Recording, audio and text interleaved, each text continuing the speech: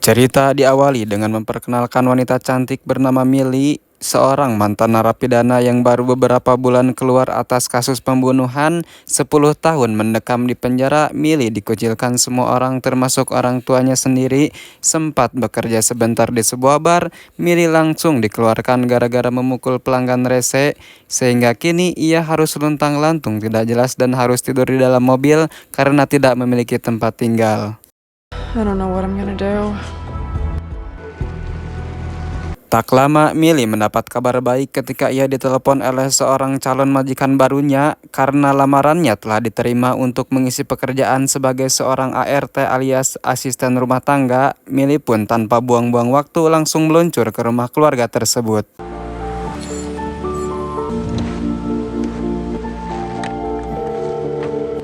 Tiba di lokasi, Millie sempat bertemu dengan seorang pria bernama Enjo yang merupakan tukang kebun di tempat calon majikannya ini. Ia juga langsung berkenalan dengan nyonya rumah bernama Nina yang terkenal ramah, baik, dan antusias menyambutnya di rumah ini. Yeah. Okay, I'll be upstairs. This is gonna be fun. Hari pertama bekerja, terlihat Millie sedang memperbaiki lampu di ruangan keluarga. Tepat saat suami dan anak perempuannya Nina yang baru pulang dari luar, ada Andrew yang merupakan tuan rumah, dan Cece sang putri kesayangan. Nina memperkenalkannya kepada suami dan sang anak, sekaligus memberitahu bahwa si Millie ini akan tinggal di rumah ini sebagai asisten rumah tangga yang baru. Thank you. Well, Millie, welcome. Thank you. Millie mendapat kamar sendiri yang berada di atas lantai paling atas dan lebih tepatnya di sebuah ruangan loteng, dan Nina juga memberikan sebuah ponsel untuk dipakai Millie untuk bekerja dan memberinya kartu kredit untuk memenuhi kebutuhan rumah tangga seperti membeli gas, listrik, token, beli sayur, termasuk jajan pribadi Millie. Sehingga ya, si Millie ini cukup beruntung karena mendapatkan majikan seperti si Nina ini. Thank you, Millie. Thank you. Okay, let me know if you need anything else.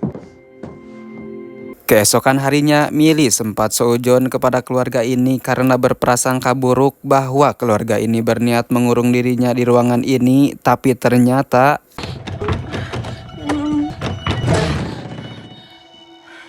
hari kedua, Millie dihadapkan dengan situasi membingungkan ketika si Nina marah-marah tidak jelas dan menuduh Millie sudah menghilangkan buku catatannya, di mana Andrew mencoba menenangkan istrinya dan merasa kasihan kepada Millie yang ujug-ujug dituduh tanpa alasan yang jelas. It'll be better, I promise. Malamnya, Millie terlihat sedang masak untuk makan malam Andrew dan Cece karena kebetulan Nina sedang di luar nongkrong bersama ibu-ibu arisan. Andrew pun sempat mengajak Millie untuk gabung makan malam bareng karena tidak enak harus semeja dengan majikannya. Millie pun malah menolak ajakannya tersebut. I hope you guys like it. Saat Millie sedang main di kamar itulah, tiba-tiba muncullah Andrew dengan membawakan sepiring kue. Perlahan Andrew menyentuh Millie dan menggodanya. Ternyata No. Absolutely not.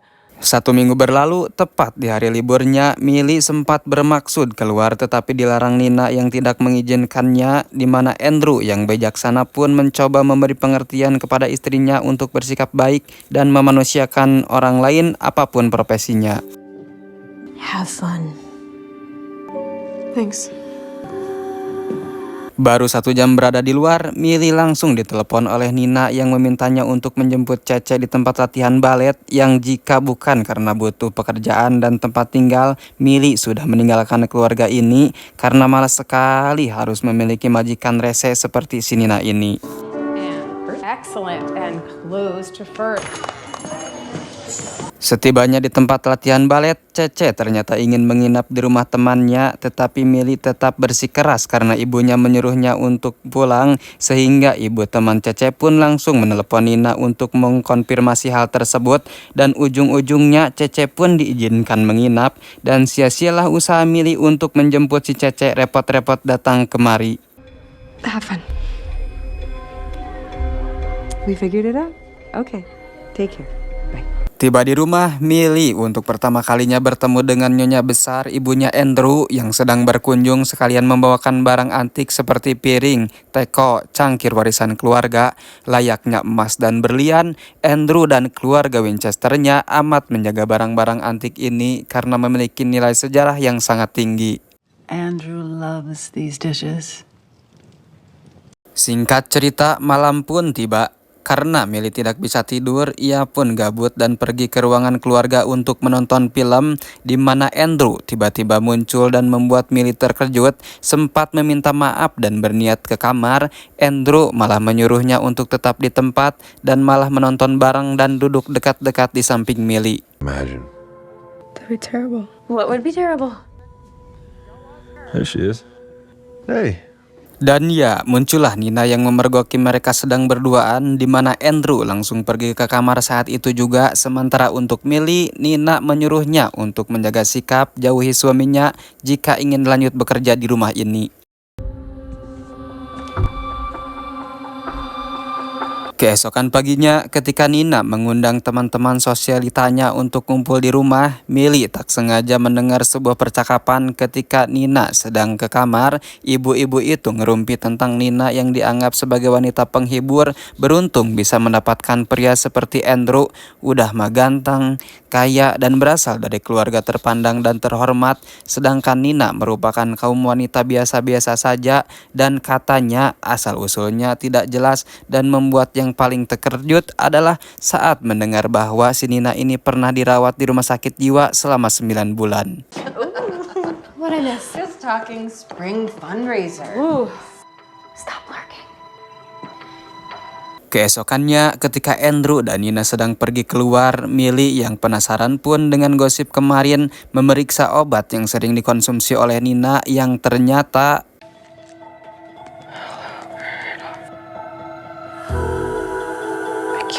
Psychosis.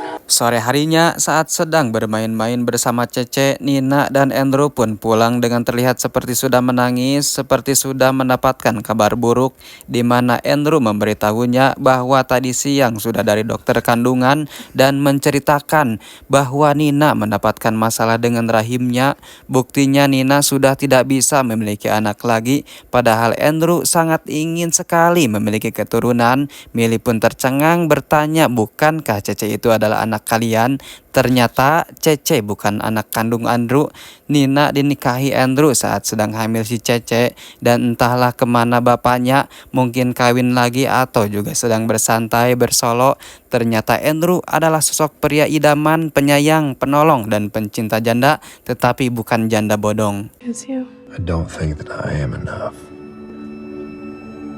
Larut malam saat Millie mau merem, terdengar teriakan Nina yang tengah bertengkar dengan Andrew, di mana Millie yang khawatir dengan keselamatan Andrew pun langsung turun untuk memeriksa dan...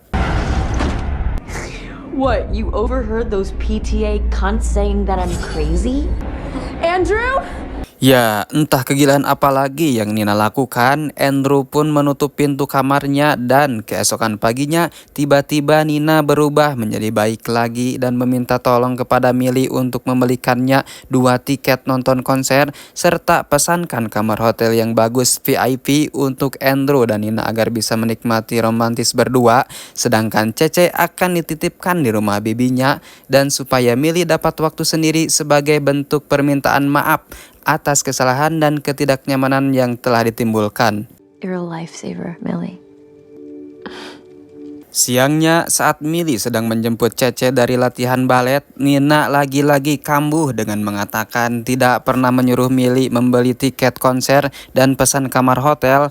Parahnya, Nina akan memotong gaji Millie atas 2 tagihan ini, tapi beruntungnya Andrew datang di waktu yang tepat dan meminta Millie untuk tidak mengkhawatirkan hal tersebut. Thing. That's a thing. You don't have to pay for anything. Thank you. Masih di hari yang sama, Nina terlihat akan pergi selama 1 minggu penuh untuk menemani Cece yang akan berkemah bersama teman-teman sekolahnya. Itu artinya di rumah hanya akan ada Millie dan Andrew saja. Dengan fakta tiket konser terlanjur dibayar dan kamar hotelnya tidak bisa dibatalkan, Andrew pun sempat menyuruh Millie untuk pakai saja dengan pacarnya sebagai bentuk permohonan maaf atas sikap buruk istrinya. Tapi karena Millie tidak memiliki teman atau pacar, maka inilah hasil akhirnya. Great dress.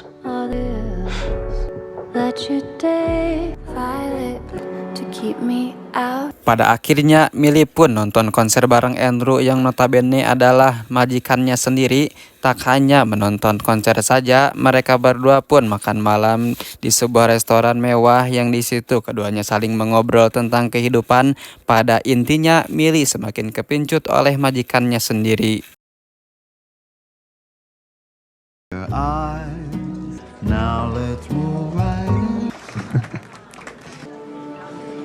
Karena kamar hotelnya tidak bisa dibatalkan dan sayang kalau tidak dipakai, Andrew pun menyewa 1 kamar lagi untuk mereka bisa menginap di sana.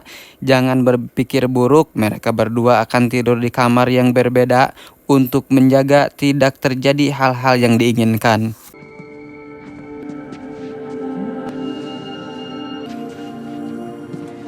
Tak lama, Millie pun dikejutkan dengan munculnya pesan teks dari Nina yang gara-gara teleponnya tidak diangkat. Takut dipecat, Millie pun buru-buru menemui Andrew di kamar sebelah untuk memberitahukan hal tersebut. Dan itu tidak bisa kalian tebak, Andrew menjelaskan bahwa ini akan baik-baik saja. Dan yang jelas situasi berubah menjadi, dan yang inilah yang terjadi. Okay.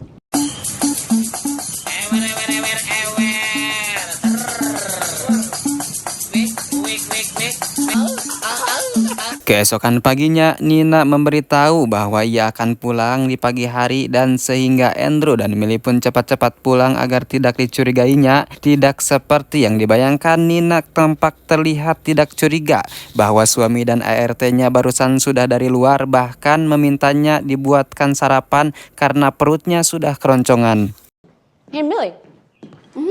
How was your night off? Disinilah Millie mulai merasa tegang saat Nina menanyakan tentang liburannya kemarin, dan tidak hanya itu saja, dia juga mengajukan pertanyaan yang akan membuat semua orang terkejut, yaitu, I've been meaning to ask you, did you learn how to cook while you were in prison? entah dari mana Nina bisa tahu bahwa Millie pernah dipenjara. Andrew pun sama dibuat terkejutnya tentang masa lalunya Millie. Nampaknya selain tidak waras, Nina pun terlihat pandai memanipulasi psikologi seseorang untuk menciptakan semacam tekanan. You okay? Entah apa tujuan Nina, Millie pun tersadar bahwa ponsel yang selama ini ia pakai sudah disadap dan dilacak dan diketahui semua aktivitasnya. Millie tidak menduga bahwa petugas polisi tiba-tiba muncul dan menangkapnya atas tuduhan pencurian mobil. What? No. No, this is my boss's car.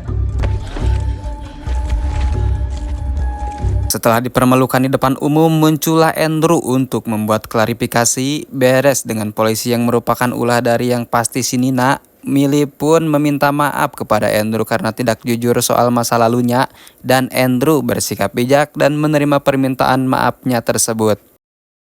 Past. Sesampainya di rumah, Andrew dan Millie pun disambut oleh Nina yang mengaku telah mengetahui tentang perselingkuhan mereka berdua. Karena Nina terus nyerocos ngomong dan mengancam Millie akan membuat Millie kembali mendekam di penjara, Andrew yang muak pun langsung meminta, My house. I won't allow it. What? Tanpa buang waktu, Nina langsung tancap gas meninggalkan rumah ini. Sempat berhenti sebentar untuk menangis, ternyata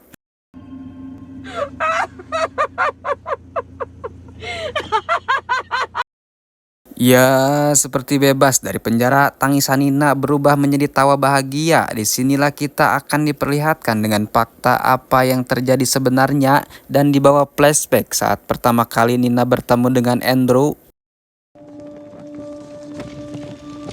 Hidup sebagai anak yatim piatu mencoba survive dengan kuliah dengan jurusan hukum dan terjadi sebuah insiden ketika seorang dosen memilihnya tapi tidak mau tanggung jawab. Lulus kuliah, Nina langsung menjadi single parent yang harus mengurus anak sekaligus memberi nafkah. Di sini di kantor tempat bekerjanya lah bertemu dengan sosok Andrew, pria menawan perhatian baik hati yang bersedia menerima Nina apa adanya. At the time, handsome, $1 million smile, 6 days to get in my pants. How was I supposed to resist a knight in shining armor? Awal-awal pernikahan semuanya tampak baik-baik saja, tidak ada yang aneh sampai suatu hari ketika mereka harus menghadiri acara penting keluarga. Andrew mendapati akar rambut Nina yang menghitam dan harus dipirangin lagi dengan dicat lagi ke salon. Karena Andrew adalah orang yang perfeksionis, ia ingin semuanya sempurna bahkan sampai hal-hal terkecil sekalipun. Just made a salon appointment with Mark and he's gonna beat them back in today. Saat hari H tiba, Nina ternyata tidak mencat rambutnya karena sibuk dengan arisan, di mana Andrew terlihat sangat kesal dan kecewa, tetapi tidak memperlihatkannya. Nina justru disuruh ambil berkas penting yang berada di ruangan loteng dan coba tebak apa yang terjadi.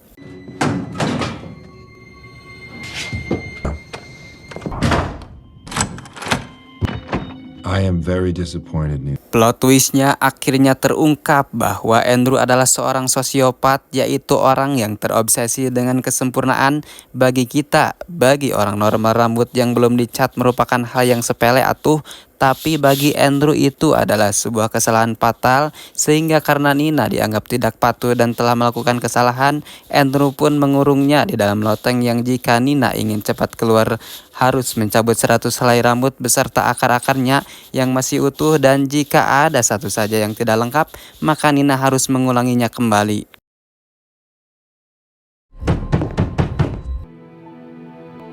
What had I done? 3 tiny was a bucket.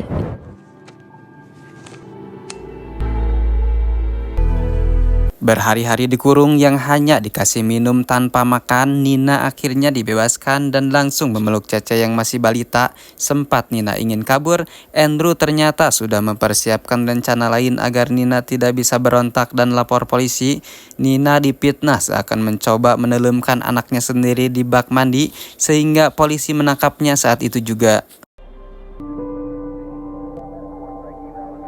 Dengan uang dan kekuasaan dan latar belakang keluarga terpandangnya, Andrew benar-benar mengendalikan kehidupan Nina tanpa ada celah sedikit pun. Hanya satu orang yang tahu tentang ini, yaitu si tukang kebun. Sempat membantu Nina dengan membuatkan paspor dan identitas palsu. Andrew keburu menemukannya dan mengharuskan Nina dikirim ke rumah sakit jiwa selama 9 bulan. Hunt me down, trapped. There was no chance in hell he would ever let. Selesai direhab, Nina tak berhenti berusaha kabur dari Andrew dengan bantuan Enjo yang kasihan melihatnya. Nina terpikir untuk mencari seorang gadis muda yang akan menggantikannya dengan karakter dan sikap yang Andrew sukai. Cantik, pintar, berambut pirang, dan tak punya keluarga, Millie adalah orang yang cocok untuk menggantikannya. If we get lucky enough.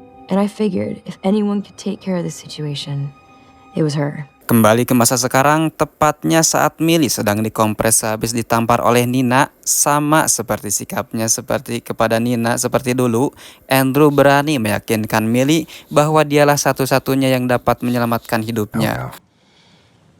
I want you to stay here with me. I want that too. 1 minggu berhasil hidup sebagai pelakor yang sukses, Millie tak sengaja menjatuhkan piring antik yang kaget karena kemunculan Enjo di balik pintu. Melihat hal itu, Andrew pun tanpa ragu memecat Enjo saat itu juga. Dan perihal piring antik warisan keluarganya, dia tidak marah dan menyuruh Millie untuk mengumpulkannya untuk dirakit kembali oleh tukang piring.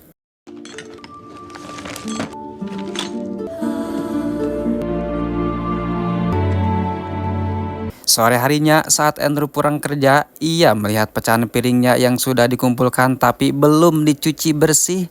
Karena Millie tidak melakukan tugas sesuai yang dimintanya, Andrew pun pura-pura mengajak Millie ke kamar untuk minum bareng, padahal Ketika Milly terbangun, ia melihat kamar sudah kosong melompong dan terkunci dari luar. Tanpa butuh waktu lama untuk menunjukkan sosok asli yang sebenarnya, Milly diperlihatkan sosok kekejaman Andrew yang sebenarnya dengan menyuruhnya untuk membuat puluhan sayatan di perutnya menggunakan pecahan piring sebagai bentuk permintaan maaf atas kesalahan Milly.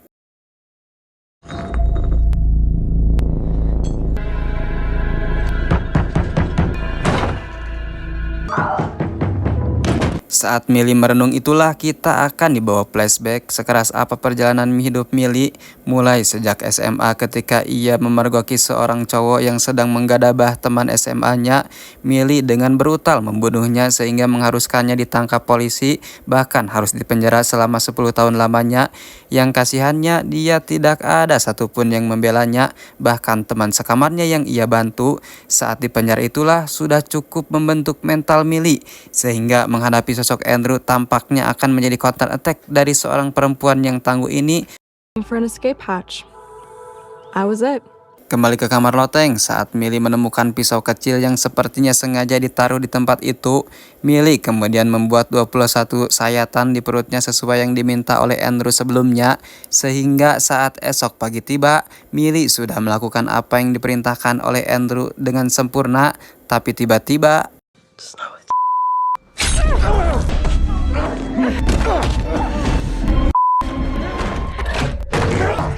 ya, sudah dapat diprediksi situasi kini menjadi terbalik. Sebagai mantan napi kasus pembunuhan, tentu Milly memiliki gaya bertahan hidup yang sangat tinggi dan mudah melukai orang lain tanpa belas kasihan.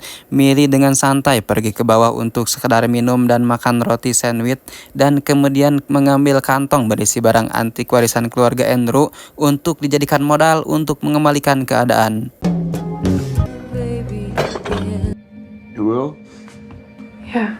Sama seperti yang dilakukan Andrew kepada semua korbannya, Milly memberikan sebuah tang dan meminta Andrew untuk mencabut gigi depannya. Dan jika Andrew menolak, Milly akan menjatuhkan satu persatu barang antik warisan keluarga sehingga Right now!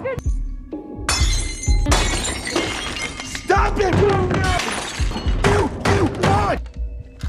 tak ada pilihan lain. Andrew pun terpaksa mencabut satu gigi depannya, tapi Milly tetap tidak mau membukakan pintunya, justru malah pergi ke bawah untuk menyantai sebentar dan membiarkan Andrew sendiri sampai merasakan kesakitan seperti para korbannya.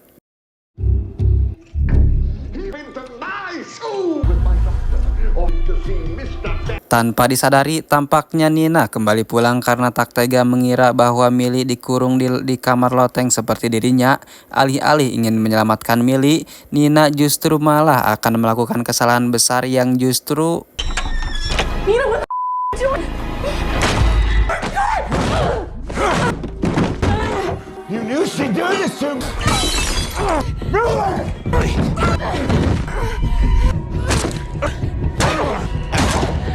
Nina pun didorong jatuh dari tangga, sementara Milly berhasil kabur dari rumah tersebut. Sempat kecewa karena kehilangan mangsa barunya, Andrew pun kembali kepada Nina yang dianggap masih mau balik lagi. Dengan pedenya, Andrew memberikan kesempatan kedua untuk hidup bersama lagi, tetapi I'd rather be dead than spend another day with you, you monster.